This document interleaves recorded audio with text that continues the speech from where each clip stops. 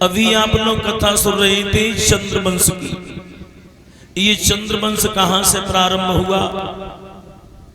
भगवान ब्रह्मा के अत्रि हुए, अत्रि के चंद्रमा हुए, चंद्रमा के बुध हुए, बुध के आयु हुए, आयु के पुर्वा हुए, पुर्वा के महाराज नहुस हुए और नहुस के हुए थे महाराज अयाति।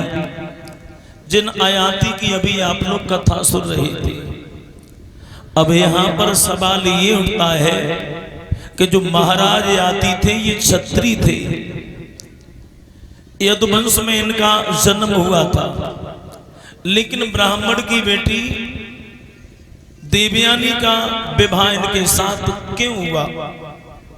जो अभी आपने सुना होगा, बृहस्पति देव के पुत्र कच ने श्राप दे दिया था देवयानी को कि तुम्हारे साथ में कोई भी ब्राह्मण शादी नहीं करेगा, तुम्हें अगर लेके जाएगा तो कोई क्षत्रिय लेके जाएगा।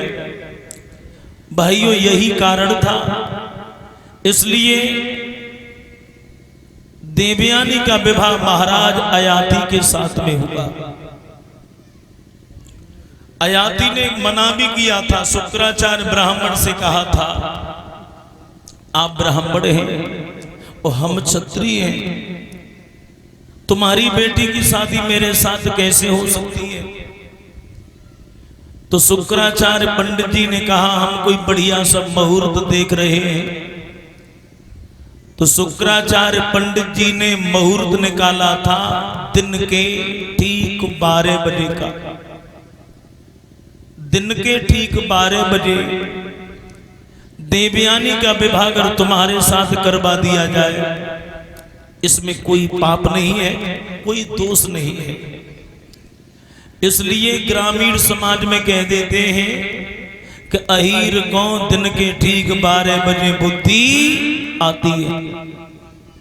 ये मुहूर्त किसने निकाला है? शुक्राचार्य ब्राह्मण ने। शर्तों के आधार पर देवयानी दुल्हन बनी। राजा की लड़की जो राजकुमारी थी वो राजकुमारी दासी बन के चली। चलते समय शुक्राचार्य ब्राह्मण ने महाराज अयाति को बुलाया और महाराज अयाति को एकांत में एक बात बताई कि देखो राजन, हमारी बेटी के साथ में तुम्हारी शादी हुई है, दासी साथ में जा रही है,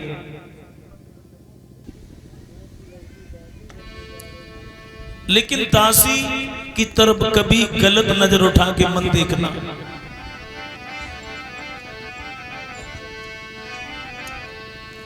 कि चलती है अयाति इन शर्तों पर और ससुराल को चली देवयानी।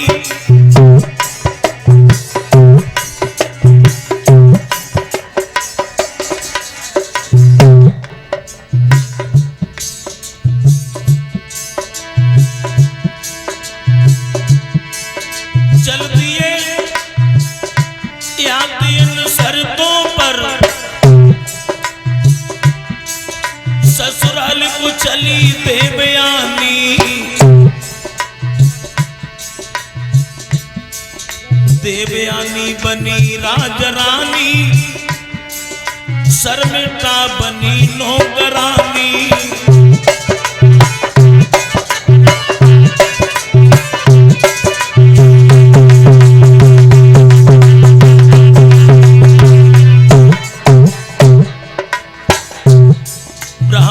लड़की रानी बनी, राजा की लड़की दासी बनी।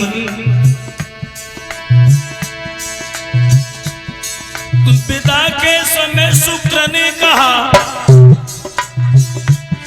राजनेश पर विश्वासन हो। एक पत्नी व्रत कायम रखियो, दासी संग भोग विलासन हो।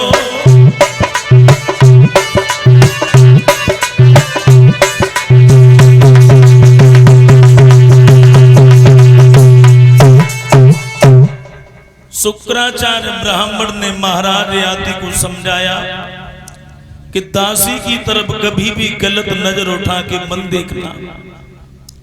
महाराज ययाति ने कहा दासी दासी की जगह पर है, हमें दासी से क्या मतलब है। अब शादी करने के बाद में विदा करके जब महाराज ययाति पहुंचे हैं प्रयागराज में, ये प्रयागराज के रहने वाले थे महाराज ययाति। देवयानी के साथ में तो स्वयं रहने लगे और जो दासी थी राजा की लड़की उसे अलग महलों में ठहराया। धीरे धीरे धीरे धीरे समय व्यतीत हुआ।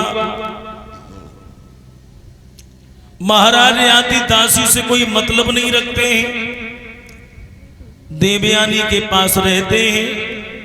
सुबह घोड़ा पर सवार होते हैं, शिकार खेलने के लिए चले जाते हैं। लेकिन शिकार खेलने के लिए जाते थे तो जो दासी का महल पड़ता था, दासी के महलों से ही जाते थे। शर्मिष्ठा बड़ी दुखी है, सोच रही भगवान एक छोटी सी भूल हमारे जीवन में ढेर घोल के चली गई। मेरी भी शादी हो जाती, मेरे भी पति होते तो हम भी अपने दिल की बातें पति से कहते। महाराज ययाति जब निकलते हैं तो शर्मिष्ठा देखती रहती है, कुछ बोल नहीं पाती। एक दिन महाराज ययाति जब शर्मिष्ठा के महलों से निकले तो शर्मिष्ठा ने हाथ का झाला मारा, महाराज ठहर जाओ। महाराज ययाति बोले बताओ। दासी दोनों हाथ जोड़ के बोली महाराज आप हमसे इतनी नफरत करते हैं, हमारे यहाँ आपने भोजन की तो बात छोड़ो, कभी जलपान भी नहीं किया। ययाति बोले जलपान की कौन सी बड़ी बात है, जलपान तो हम कर लेंगे। दासी बोली महाराज घोड़ा से नीचे उतर आओ, महलों में बैठ के जलपान कर लो। महाराज ययाति नहीं समझ पाए हैं दासी महाराज ययाति को किन हालातों में लेके चली है महलों की तरफ।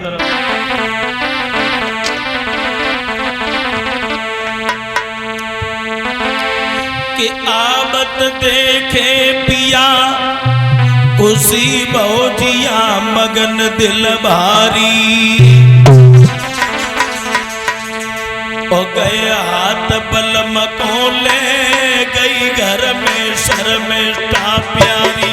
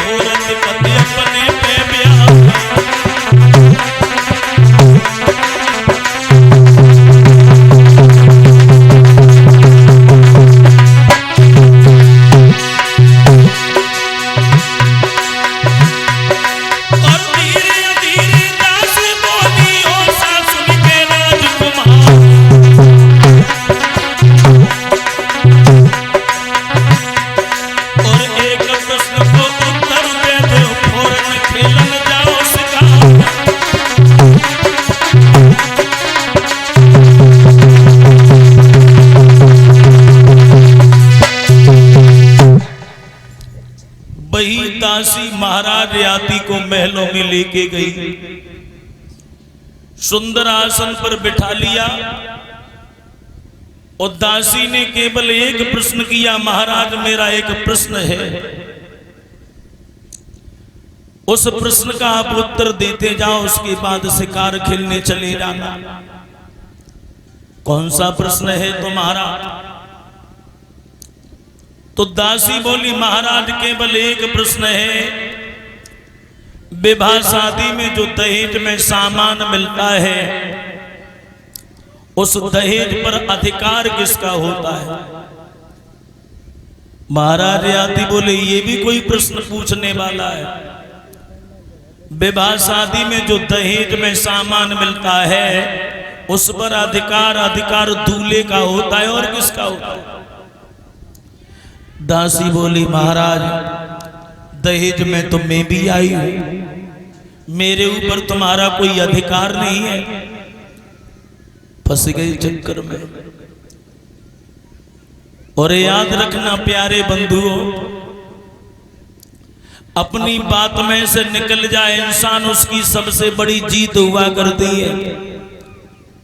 और अपनी ही बात में अगर आदमी फंस जाए, उसकी सबसे बड़ी हार हुआ करती है। बातों में फंस गए महाराज आदि। उसी दिन से महाराज आदि चोरी चोरी चुपके चुपके दासी के पास भी आते जाते रहे। बंधुओं, हुआ ये कि देवयानी के साथ शादी हो के आई थी। देवयानी के उधर से दो लला भाई, इन दोनों के नाम यदु और तुर्बस रखा गया। और राजा की लड़की जो दासी बन के आई थी, दासी के उधर से 3 पुत्र भई। इन तीनों के नाम अनु, दुरु और पुरु रखा गया। धीरे धीरे धीरे धीरे समय व्यतीत हुआ। महाराज आदि एक दिन देवयानी के पास बैठे थे, बातें कर रहे थे। ब्राह्मण की कन्या जो देवयानी थी, उसके पास में देवयानी के दोनों पुत्र आपस में झगड़ रहे थे। महाराज आदि को क्रोध आया और महाराज आदि कहने लगे, देवयानी जब भी हम तुम्हारे पास आते हैं, तुम्हारे बच्चे हमेशा लड़ाई झगड़ा करते मिलते हैं। तुम्हारे तो 2 बच्चे हैं और दासी के 3।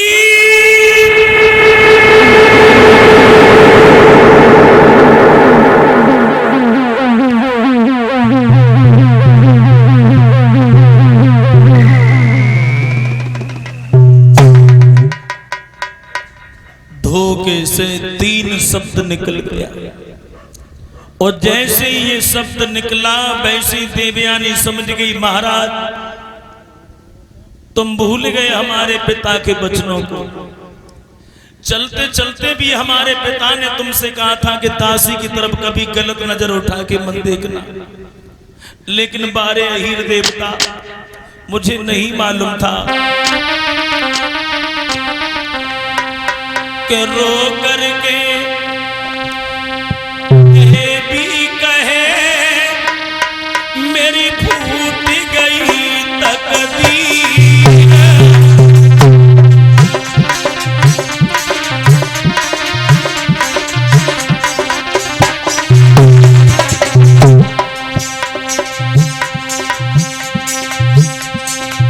रो करके देवी कहे मेरी फूट गई तकदीर।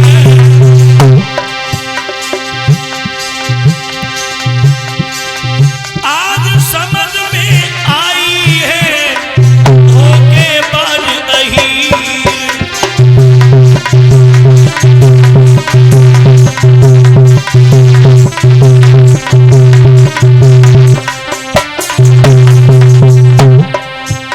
देवयानी बोली, महाराज मुझे नहीं मालूम था कि तुम इतने धोखेबाज निकलोगे।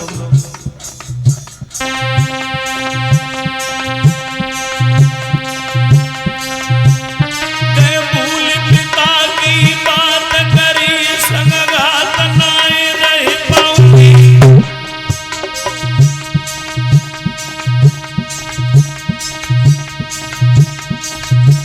बबुला के पास में जाए सब कथा सुनाऊंगी।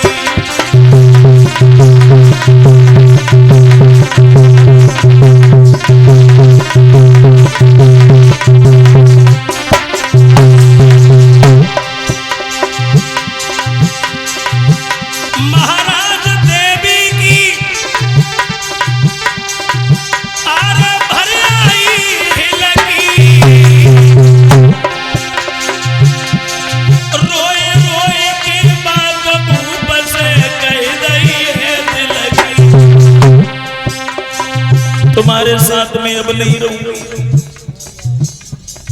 मैं तुम्हारी शिकायत अपने पिता से करूंगी।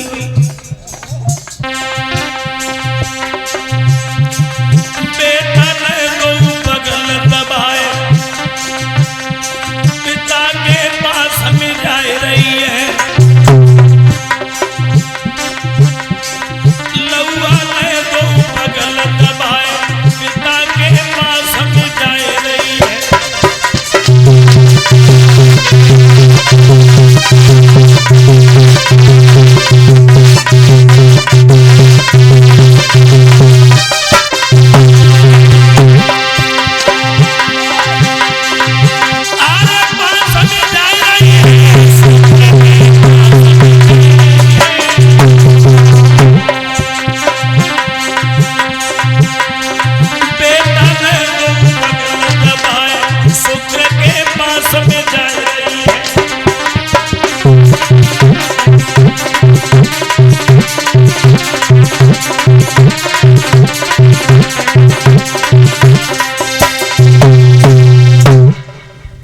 और ये 100 रुपए से हमें सम्मान किया है श्रीमान डॉक्टर शिव कुमार यादव जी की तरफ से, जो इसी ग्राम थरौली के रहने वाले हैं। भगवान घर में सुख शांति बनी रहे, धर्म के प्रति समाज में सम्मान बना रहे। देवयानी दोनों पुत्रों को उठाती है, एक जा बगल में दबाओ, एक बा बगल में दबाओ। शुक्राचार्य ब्राह्मण के पास में पहुंची और जाकर रोने लगी, पिताजी तुमने उन अहीर देवता से कहा था कि दासी की तरफ गलत नजर उठा के मन देखना, लेकिन पिताजी मेरे तो 2 बच्चे हैं और दासी के 3 बच्चे हैं। शुक्राचार्य ब्राह्मण ने सुना तो शुक्राचार्य को बहुत क्रोध आया। राजा आयाति, चलते चलते भी मैंने तुझे समझाया था कि दासी की तरफ गलत नजर उठा के मन देखना, लेकिन तेने हमारे बातें को ठुकरा दिया। जिस यौवन के घमंड में, जिस जवानी के घमंड में आकर तेने मेरे वादे को ठुकराया है और दासी से संबंध बनाया है, लेकिन मैं तुझे श्राप देता हूं, तेरे ऊपर जो जवानी है जवानी नहीं रहेगी और तेरे ऊपर बुढ़ापा आ जाएगा। शुक्राचार्य ब्राह्मण ने श्राप दे दिया। अब महाराज आयाति के ऊपर बुढ़ापा आ गया। अब महाराज आयाति 80 साल के बुढ़ा बनिए, बाल सफेद पड़ गए, मुंह में दांत नहीं, पेट में आंत नहीं, कमर झुक के कमान हो गई, टूटे से जटोले पर पड़े रहते, खांस खांस की चबन्नी अठन्नी बनाता रहा। देवयानी को नहीं मालूम पड़ा कि हमारे पिताजी ने कैसा श्राप दे दिया। कुछ समय के बाद में जब देवयानी आई है, पति को बड़ा हष्ट पुष्ट तंदुरुस्त छोड़ के गई थी। उनको तो मॉडल ही चेंज होएगा। देवयानी बोली, महाराज ये तुम्हारी दशा क्या हुई? आप तो बड़े हष्ट पुष्ट थे, लेकिन बुढ़ापा कैसे आ गया? महाराज आते बोले, और चली जा पिताजी के पास में। शुक्राचार्य ने हमें श्राप दे दिया, मेरे ऊपर बुढ़ापा आ गया। देवयानी बोली, महाराज मैंने अपने पिता से ये तो नहीं कहा था कि तुम्हें श्राप दे के बुढ़ा बना दे। महाराज आती बोले, कोई उपाय करो। देवयानी अपने पिताजी के पास में लेके गई है। महाराज आती को कहा, पिताजी मैंने तुमसे ये कब कहा था कि हमारे पति को बुढ़ा बना दे? शुक्राचार्य के लगे, लड़की तू पहले मेरे पास में आके रोई, अब मैंने श्राप दे दिया, अब इस बुढ़े को क्यों लेके आई है? ले जा यहां से। देवयानी बोली, पिताजी मैं मर जाऊंगी, लेकिन मैं यहां से नहीं जाऊंगी। मेरे पति जैसे हष्टपुष्ट थे वैसे ही कर दीजिए। शुक्राचार्य बोले बेटी दिया हुआ श्राप कभी वापस नहीं होता, इतना अवश्य है कि उसका असर कम हो सकता है। इनका कोई हितु या रिश्तेदार बदले में अगर इन्हें जवानी दे दे तो ये कुछ समय तक जवान हो सकते हैं। देवयानी महाराज याति को लेके गई है। अब याति को चैन नहीं पड़े क्योंकि बुढ़ापा है, और बुढ़ापा एक बहुत ही कड़वा सच है, क्योंकि हर चीज धोखा दे जाए आदमी को, लेकिन दो ही चीजें भगवान की बनाई भई ऐसी हैं कि कबहू आदमी को धोखा नहीं देते, एक बुढ़ापा और एक मौत। ये दो चीजें आदमी को कभी धोखा नहीं दे सकती। और बुढ़ापा तुम न बुलाओ फिर भी बुढ़ापा आता है, जबरदस्ती चला आता है। और इतना वफादार दोस्त है, आने के बाद में इतना प्यार करता है, इतना प्यार करता है कि फिर ये बुढ़ापा अपने साथ ही लेके जाता है। बाबा कबीर दास जी लिख रहे हैं एक बहुत सुंदर दोहा बुढ़ापे के ऊपर।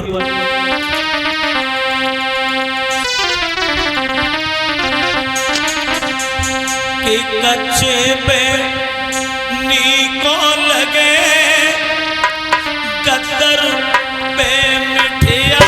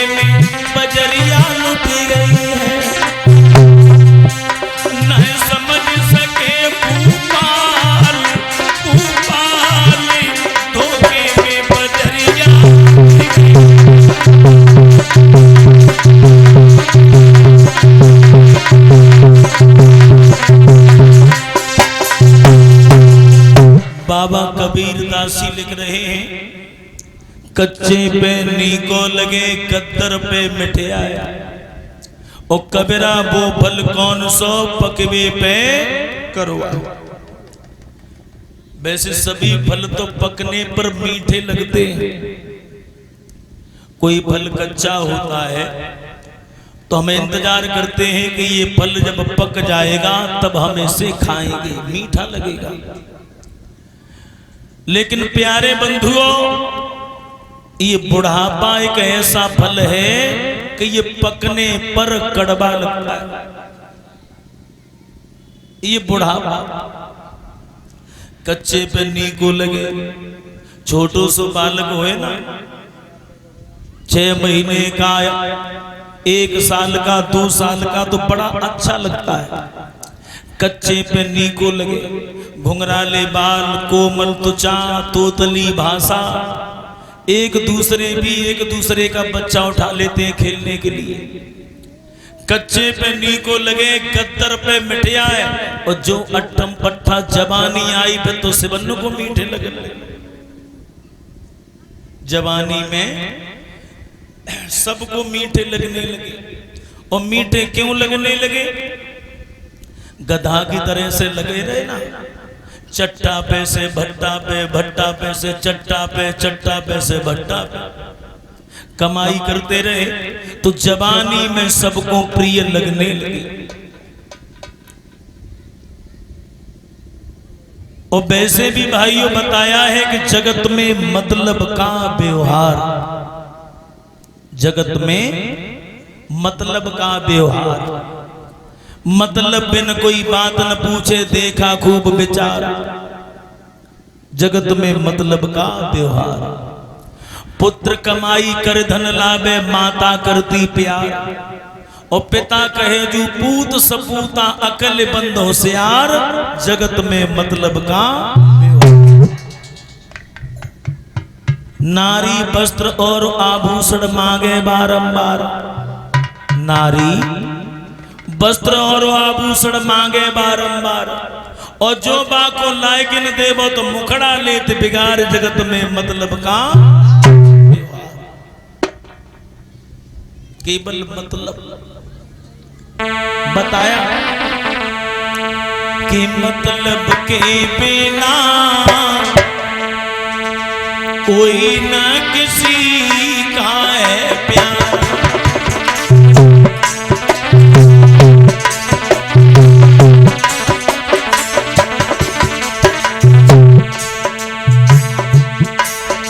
मतलब के बिना कोई न किसी का है प्यारा।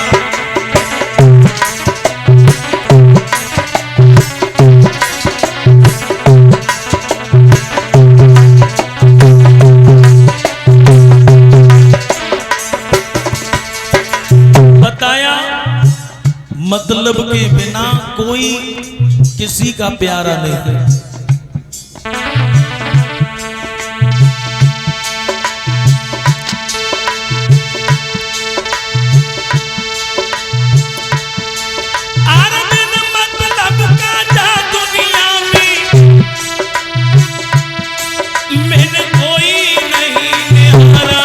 मतलब के बिना कोई न किसी का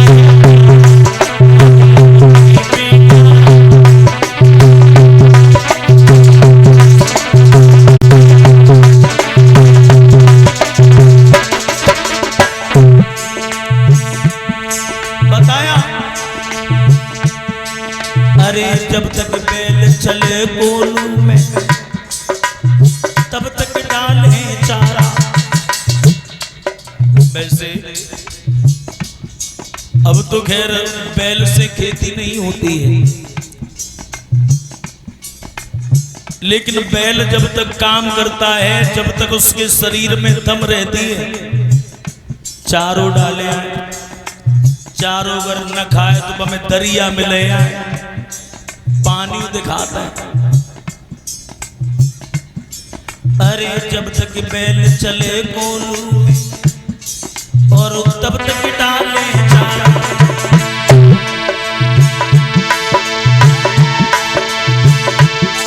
अरे बूढ़ो भाव कसाई नु दे दे, बाकी गर्दन चल रो आरा रे। मतलब के बिना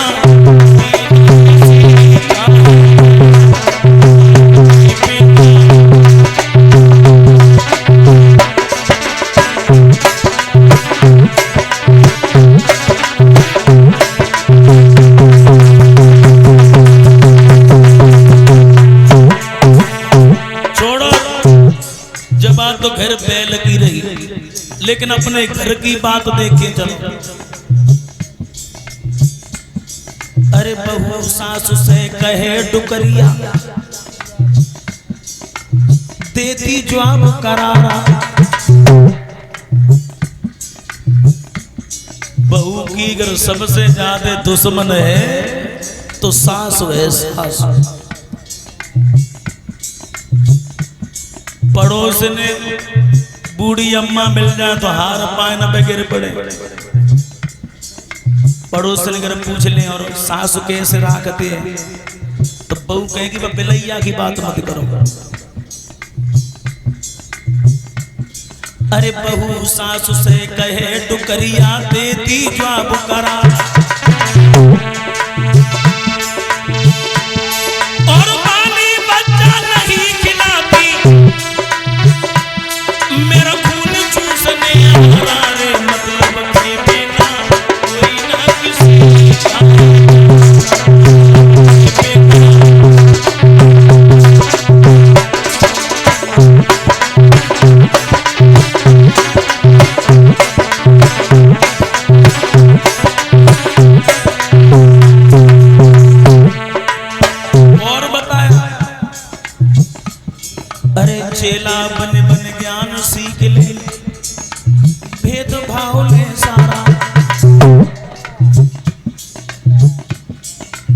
चेला बन बन ज्ञान सीख ले, भेद भाव ले सारा।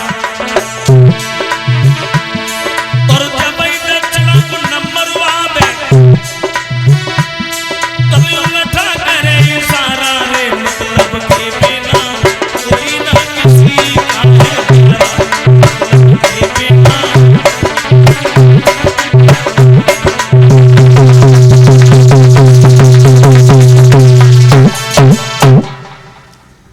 मतलब के देव प्रताप यादव और सोनू यादव जो थरौली से हैं, एक से एक मुद्राओं से सम्मान कर रहे हैं और लिख रहे हैं गजमोतिन सती। थोड़े ठहर जाइए, इंतजार करो मेरे भगवत श्रोता। और भाइयों, बुढ़ापा में जो इंद्रियां होती हैं, इंद्रियां शिथिल पड़ जाती हैं। ये शरीर किसी काम का नहीं रहता है, तो बुढ़ापा मजबूरी में कटता है। अब महाराज याती बड़े दुखी हैं। महाराज याती ने अपने घर पर एक यज्ञ का अनुष्ठान रचाया और उस यज्ञ में अपने हितकारी, व्यवहारी, परिवारी, रिश्तेदारी यानी सबको बुलाया। और महाराज याती ने कहा, देखो भैया, हमारे ऊपर बुढ़ापा है, आप सब लोग जवान हैं, कोई ऐसा है बहादुर जो अपनी जवानी हमें दे दे और हमारा बुढ़ापा बदले में ले ले। और जो महाराज ने कही वैसे सभी हितकारी, व्यवहारी, परिवारी दावत छोड़ छोड़ के चलने लगे। ले भैया, इनकी दावत के चक्कर में जवानी दे दो, बुढ़ापा ले लो। महाराज हम नहीं दे पाएंगे, मना कर दिया। देवयानी के 2 पुत्र थे, उनसे कहा, बेटा कुछ समय के लिए तुम हमें अपनी जवानी दे सकते हो, हमारा बुढ़ापा ले सकते हो। देवयानी के बच्चों ने भी मना कर दिया, नहीं पिताजी, हम अपनी जवानी नहीं दे पाएंगे। सबने मना कर दिया। दासी के 3 पुत्र हुए थे। बड़े बड़े जो पुत्र थे अनु और दुरु, उनसे पूछा तो उनने भी मना कर दिया। छोटा जो बालक था पुरु, उससे कहा, बेटा तुम अपनी जवानी हमें देकर हमारा बुढ़ापा ले सकते हो। तो पुरु ने कहा, पिताजी कैसी बातें कर रहे हो, ये लड़कपन, जवानी, ये सब हमें तुमसे ही तो मिली है, ये जीवन तुमसे ही मिला है। सत्य बात तो ये है कि ये मेरी देह स्नेहमयी बबुला तेरी निशानी है।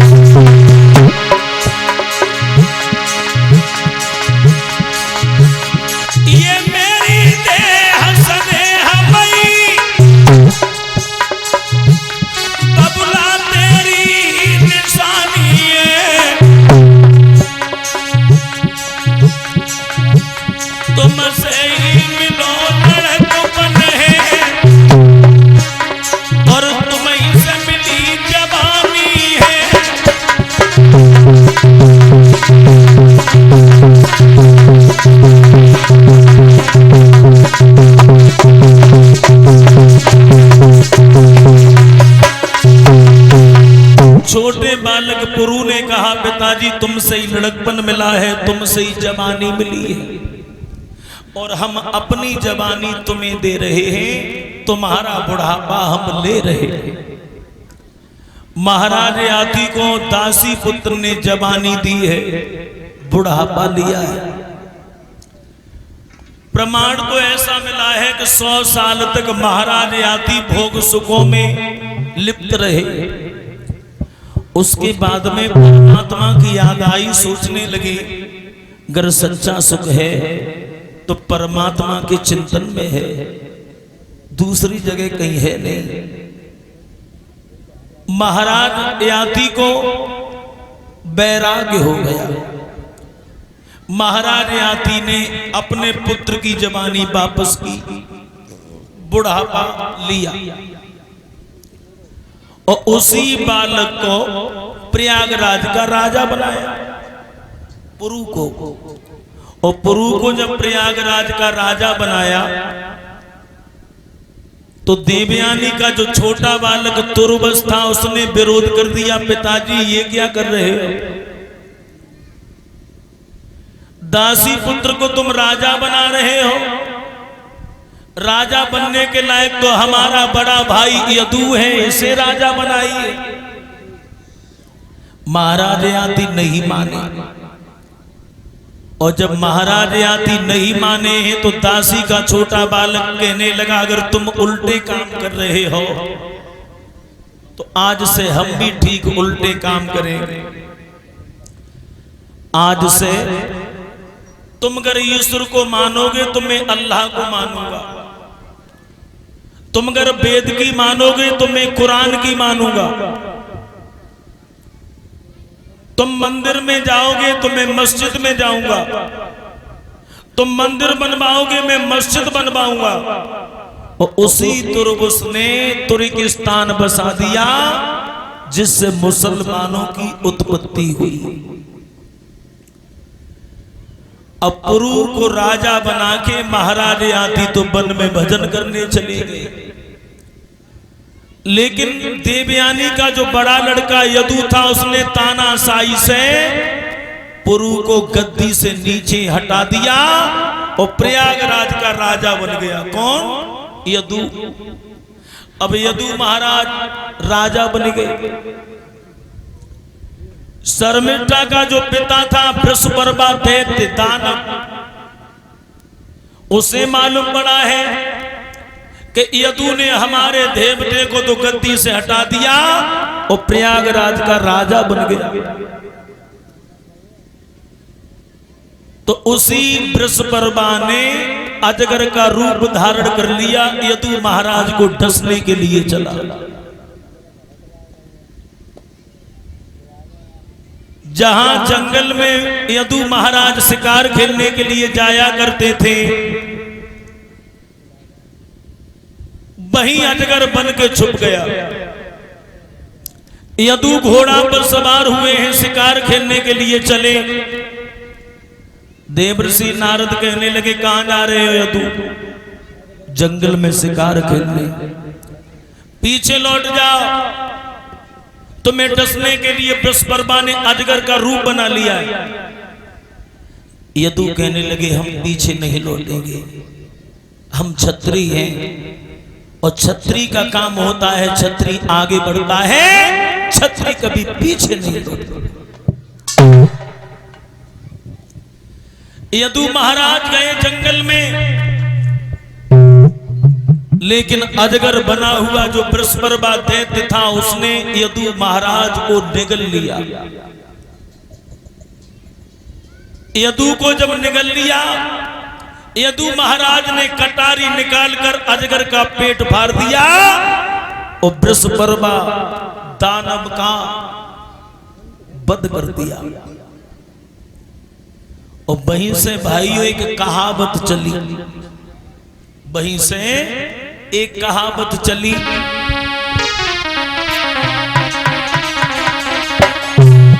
कि अहि अहीर दोनों बुरे, ऐसे बुरो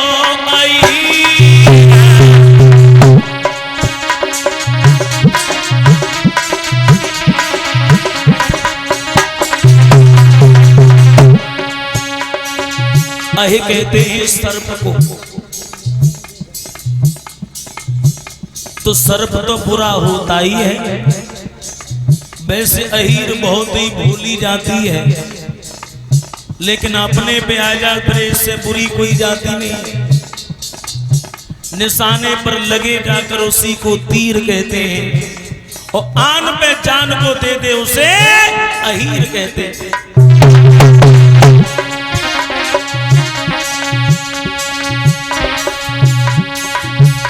अहीर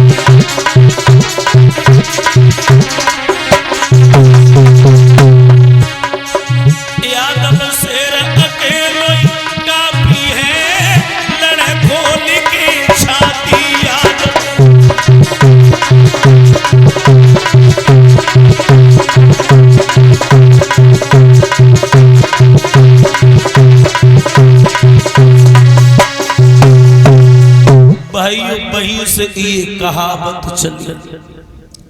इस तरह से यदु महाराज ने उस दैत्य का वध किया, अजगर सर्प को मार दिया। अब देखते हैं थोड़े यदुवंश आगे के लिए कैसे बढ़ा। इन्हीं यदु महाराज की 55 पीढ़ी के बाद नंद और वसुदेव हुए। यदु के 55 पे भई बेनंद और वसुदेव, पुरु के 56 पे भय कुरु पांडव दल देव। यदु महाराज की 55 पीढ़ी के बाद नंद और वसुदेव हुए।